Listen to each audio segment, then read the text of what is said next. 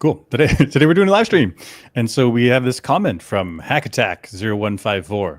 The mission window is like 2030 to 2036 or something like that.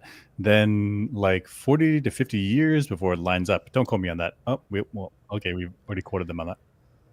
Oh, we should also watch the video. What do we? This is an old short that we had from years ago. Let's get a refresh. Yeah. And we found that it was rotating like a bowling ball, not spinning like a top like other planets. Actually, NASA does have a mission to go. God, why do I talk like that? Go back to Uranus. It's one of the flagship missions coming up in the next decade. Wait, there is a mission, right? Is there a mission? Yeah. Is there a mission? It was declared one of the Wikipedia page. high priority missions for the next decade.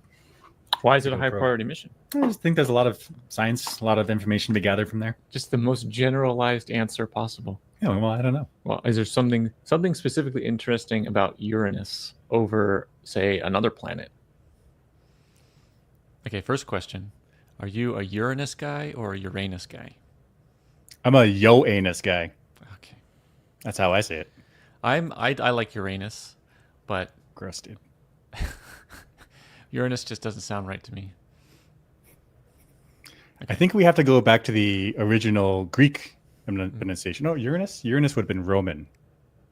I don't actually know. If I remember from Latin class, because back then they spoke Latin, it's pronounced Yo-anus. So I'm just trying to be accurate to history. Okay. I don't think they knew about Uranus back in Roman times. I think you got a little telescope. Look it up. I don't think the Romans had telescopes. Then how did they discover Yo-anus? Scientists. Just scientists. Okay, so HackAttack said the mission window is like 2030 to 2036 or something like that. Yep. Then a 40 years gap. I think you know about this. Can you tell me? I don't actually know why there's a window. HackAttack is saying there's a window, which makes sense to me for like Mars, when there's like a window within in some range of dates where the Hohmann transfer orbit is open for business. I vaguely remember this word, Hohmann transfer. So okay, I've already pulled it up. Let's read it. The Hohmann transfer is a maneuver in orbital mechanics that uses the minimum energy elliptical orbit to transfer a spacecraft between two circular orbits around a central body. And that's why you're saying Earth to Mars, because it's like a just Earth, just Mars, whereas going to Uranus is going to be more complicated. Yeah, which I don't understand why there would be a window for that, because when you're going to the outer solar system, you're going to hit Jupiter for momentum change, and then Saturn for momentum change, and then get out to the outer solar system. So, which probes? Which probe went out there? Can we look up Voyager 1 or 2? So it's Voyager 1 and 2, Pioneer 10 and 11, New Horizons, and some others. Path? Voyager Orbit Path? Yeah. That picture right there. This one? Yeah. Okay. Yeah, so it like uses the, what is it called? Slingshot maneuver around the big planets to pick up some speed. I see what you're saying. So to get to Uranus, it's not just Earth to Uranus. It's like we're going to pass by Jupiter. We're going to pass by Saturn. And each time you notice that these orbit isn't like a nice circle.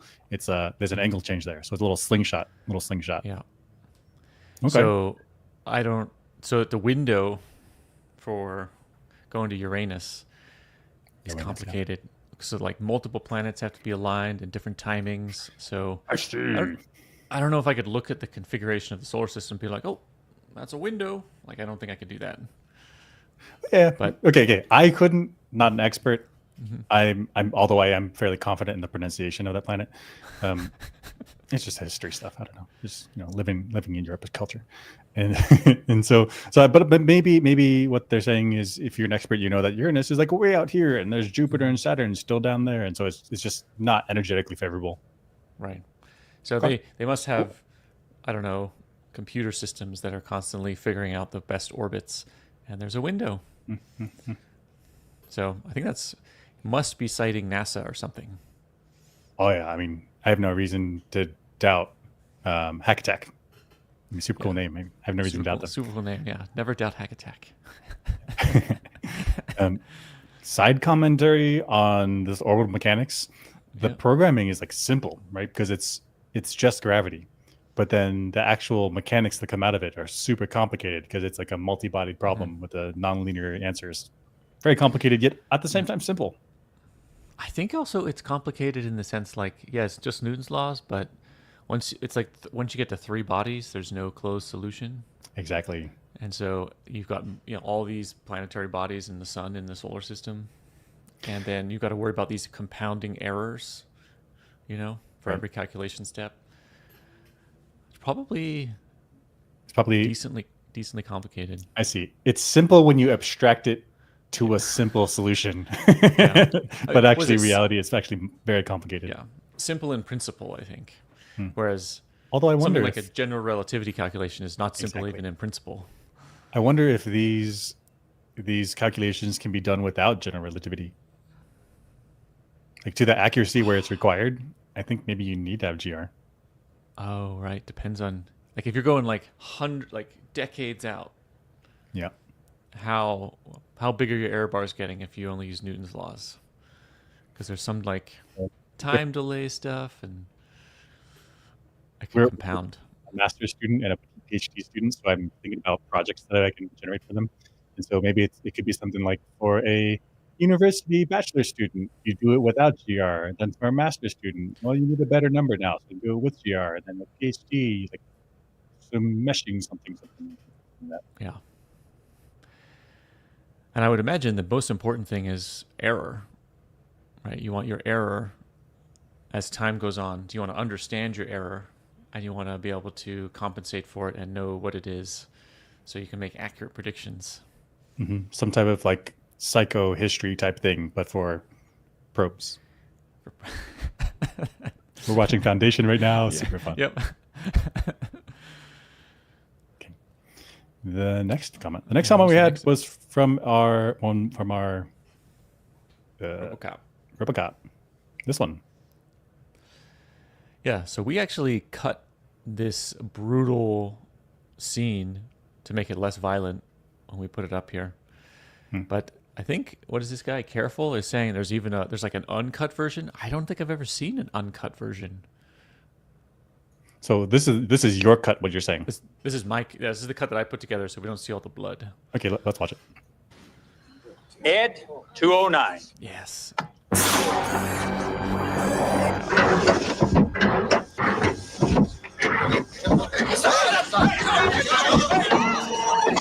It's amazing how predictive this movie was.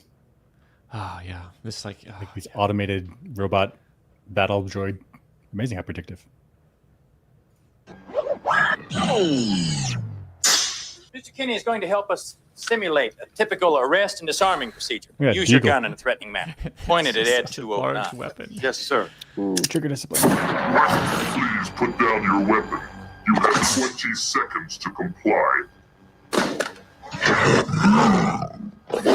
now have 15 seconds to comply. You now have 5 seconds to comply.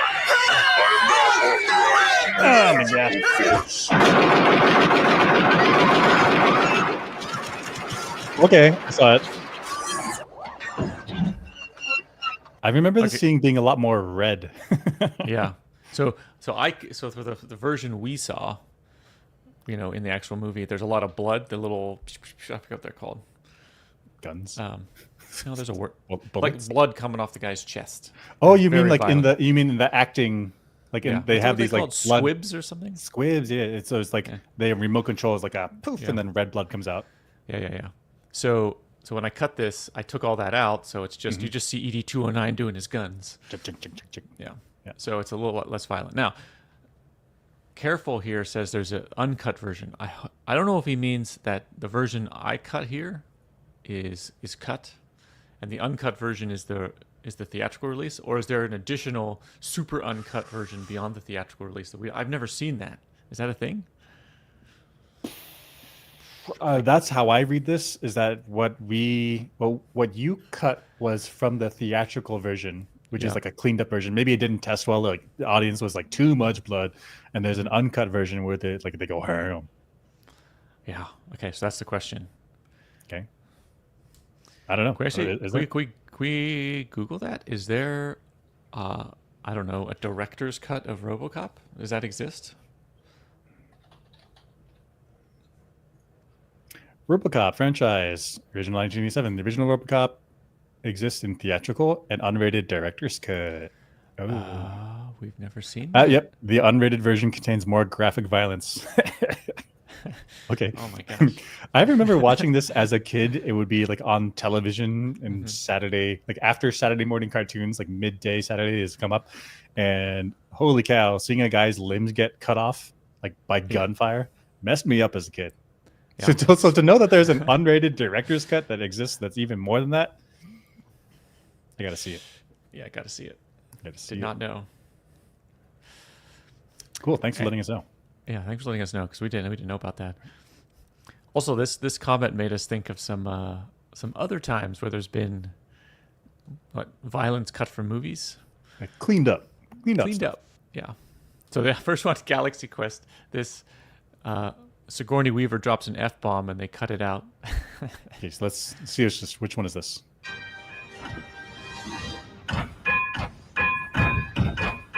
Fuck that. I mean, correct response. Correct. And what's the response. clean version?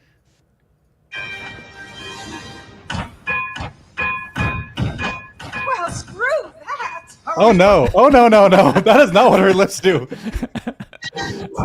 So classic. Well, screw that. How are we supposed to... Man, Yeah, that's all. They didn't try to like re-record it. They're like, no, we're gonna clean it up, but also we want the television people to be like, you can tell what she said. Yeah. I just watched a documentary about it, and the studio wanted a PG version, so they Okay. didn't. They made them dub this over. They didn't even try to redo the scene. Oh, so I funny. thought of one. It was this one. It's the Mace Windu versus Jango Fett, and so in the actual extended, it's much more brutal. Ready?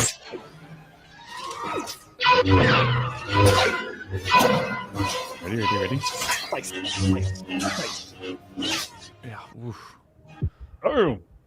And then in the theatrical release, which is a bit cleaner.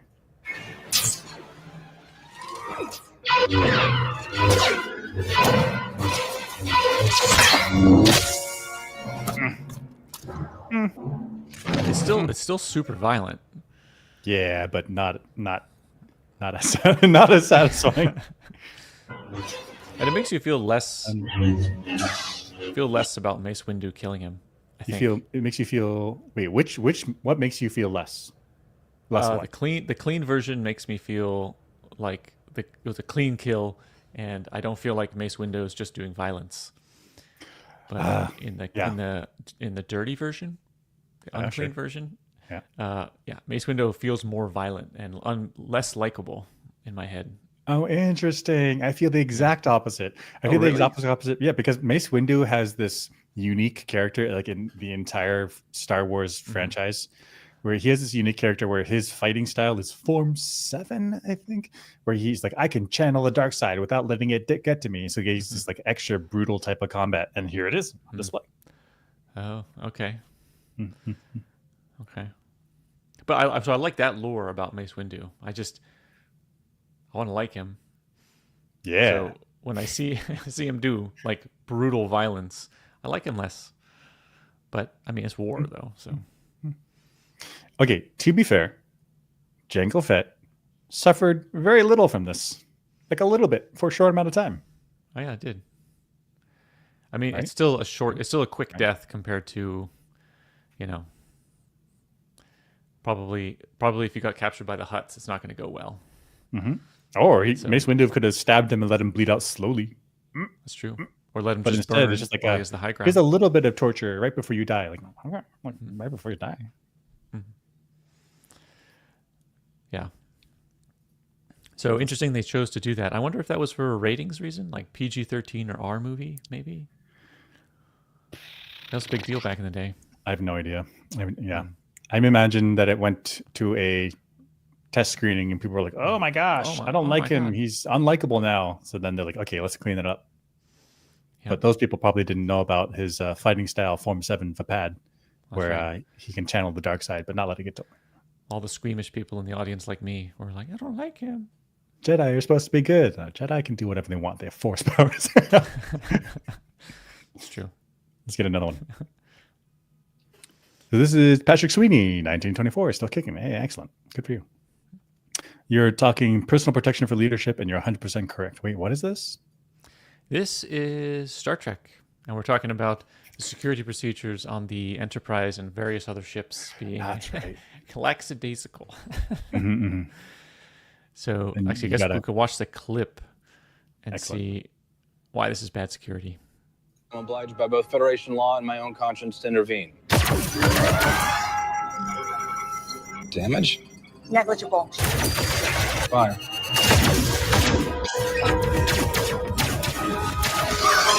Shuttle is hailing us, requesting immediate evacuation. Prepare to beam them aboard. Let's go meet our guests. I remember this.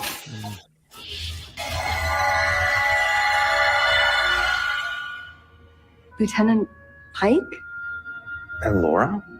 As the other Wait, so the comment is about security? Yep. Can you So- connect the dots for me? Yeah. So this ship is firing on the Enterprise. Yeah. But it's not causing any damage, but it's firing. And then the Enterprise hurts the ship, so they evacuate them to the transporter pad. And while they're transporting in, the captain is right there in the transporter okay, room. yeah. Which, if they wanted to kill the captain, they do it right there. It's terrible security. I see. They should have like a security detail there, ready to escort them to wherever their quarters. Right, they transported not- in people in without finding out who they were. Yeah, no vetting, no nothing. Mhm. So that was bad security. So we were commenting on this when we were looking at that clip. I remember This is that, what yeah. Patrick Sweeney's talking about. And Patrick Sweeney continues to say, in TNG, once in a blue moon, they would loosely acknowledge Worf's security responsibilities as head of security, but only if it had direct bearing on the narrative of the episode. Yep. The number of I times remember this. uncleared individuals were allowed access to the ship's engineering. That's right. That's right. This happens so much. You're out in space. You got to protect this stuff. Right. If either engineering or the bridge have trouble, then you're dead in the space. Dead in the water. I think you could say dead in the water. There's there's no water. in There's space. no water, but Maybe there's ice water. Okay, not the point. okay. So I remember episodes of TNG where like there was a Romulan or somebody just wandering around engineering, and people are like, "Don't look at that screen," and he's like, "You don't trust me?" He's like, "Yeah, we don't Yeah, trust correct. you. Correct. You're the enemy, or at least not Recently enemy. not an ally. Like we got to have security here. What are you talking about?" So this happened a lot. Me growing up, tighten up. TNG kid, it happened a lot. Yeah, it's to the point where Worf's job wasn't even security. Worf's job was to be a big, strong Klingon that got beat up by people, so that you knew how serious the situation was. Yeah, that happens so much. He gets beat up so much. It's like, does he ever win a fight? Yeah, like why is he the tough guy? Maybe his self-esteem's got to be terrible. Terrible. Yeah, he's getting beat up all the time. Or self-esteem amazing, where he's like, I can do this job. Like, you're getting beat up a lot. Yeah. Actually, when I was a kid watching Star Trek, Worf would get beat up every once in a while because I'm only watching it every so often because it's on syndication. But when I marathoned it, it was like Worf's getting beat up fairly regularly as you marathon it to show that the crew is in danger. He's supposed to be this big tough guy, but he never wins a fight. Security. So what else does he say? I truly understand. Oh, yep. Yeah, I truly understand the Federation's extremely cavalier attitude towards all Truly aspects. I don't Don't understand. understand. Yeah. Yeah. Agreed. So we pointed it out here in Strange New Worlds, but it's kind of, we could make this criticism kind of in a lot of episodes in Star Trek throughout the franchise. So And I bet security tightened up after Deep Space Nine when the founders were slipping in as their like shape changers. Oh, yeah. But this, they shouldn't have to get to that point before before the Federation realizes like we can't just have random people show up on the bridge, like right next to the captain. No. yeah, there was that two-parter about infiltrators at Starfleet Command. Yeah, you're talking about DS9. DS9, yeah. Yeah. So security procedures probably changed after that. Probably had to like take off their shoes and their belts to get into the Starfleet headquarters. What a pain. That's right. I don't want to leave my body behind. Okay, the last thing we have today is a A poll from our semi-stable clips channel. Aliens is the best sequel of all time. Agree, disagree? Favorites in the comments. So I think What? this is my opinion. I think Aliens. Gosh, Terminator 2 though. I don't know. What's the best sequel? Doubting myself. Well, it's whatever you like. Yeah, it's whatever you like. So I'd say Aliens is best sequel of all time, and then I asked the Hmm. audience, well, what do you think? People liked. Oh, there it is. Temp. T2. T2, yeah, that's a big one. Empire Strikes Back, that's a big one. That's a good one. Strikes Back. Star Trek 2. Wrath of Khan. Ooh. Wrath of Khan, okay. that's a good sequel. Especially considering Star Trek 1, not so good, in my Oh, opinion. it's not so good. It's. Have you not seen Star Trek 1? Maybe a long time ago. Okay. It's I don't remember. it's one of those movies that nobody ever wants to watch because it's bad in a lot of people's opinions. Was it campy? Is that the problem? It's just it's hard to describe. There's like nothing happening. They have weird uniforms. Like it maybe we'll watch it at some point, but it is a wild movie. But in my opinion, not very good. But then Wrath of Khan, which is Star Trek 2, to me is great. So Okay. okay. T2, then Empire Yeah. Strikes Back, Lord of the Rings, Yeah. Spider-Man 2, then maybe Dark Knight, then Aliens. Good call, Okay. Godfather 2. Godfather 2. I'm an Godfather Attack 2. of the Clones fan. Oh. That was that a- good. Is it okay? What's your definition of sequel? Is that always the second movie, or is that any movie after the first one? Oh, that's a good point. Okay, so linguistically, as an American, I would say the sequel is number 2, and the third becomes trilogy. But Yeah. I don't know But I what is guess- the word sequel.